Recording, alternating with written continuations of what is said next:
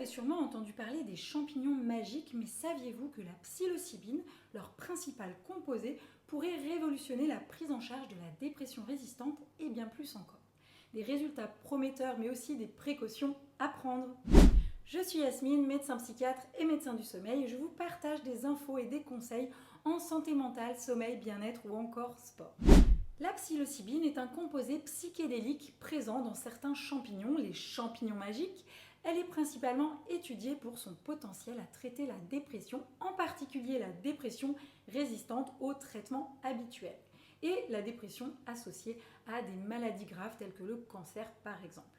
Mais elle pourrait également trouver un intérêt dans la prise en charge de l'anxiété, des TOC ou encore des addictions.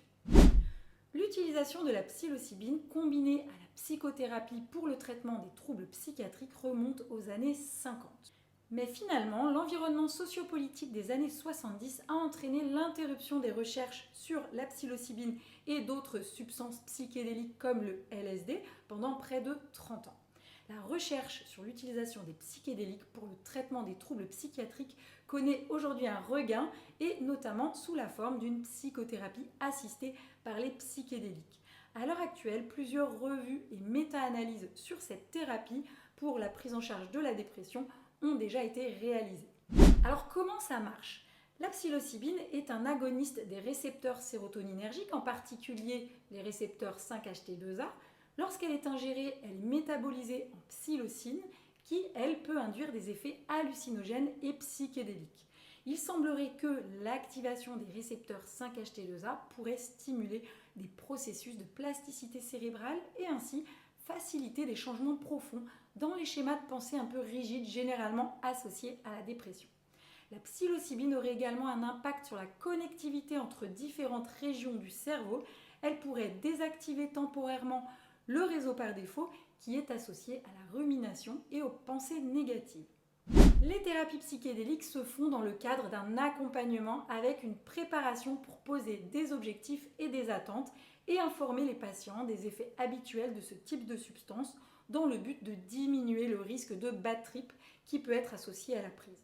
Ensuite, il existe un accompagnement à la prise, puis un accompagnement à l'intégration, ce qui consiste en une ou plusieurs séances de psychothérapie, puisque l'objectif serait notamment d'extraire du matériel utile à la réalisation d'un travail sur soi et de consolider les bénéfices obtenus.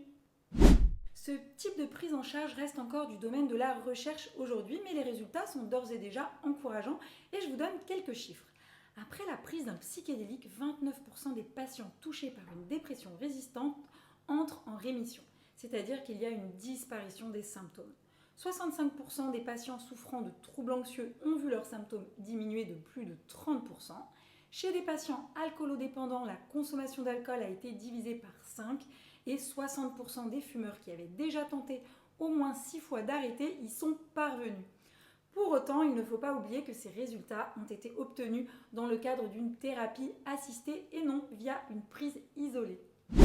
Donc je vous fais part quand même de quelques limites et dangers des psychédéliques, dont la psilocybine. Leur prise peut induire des états émotionnels intenses, parfois difficiles à supporter, et des effets transitoires de confusion, anxiété, voire de paranoïa.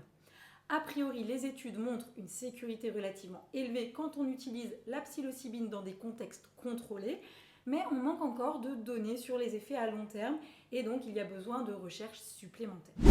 Et pour finir, un petit point réglementation, puisqu'actuellement la psilocybine reste illégale dans de nombreux pays et son utilisation n'est pas autorisée en France notamment, en dehors bien sûr d'un cadre médical.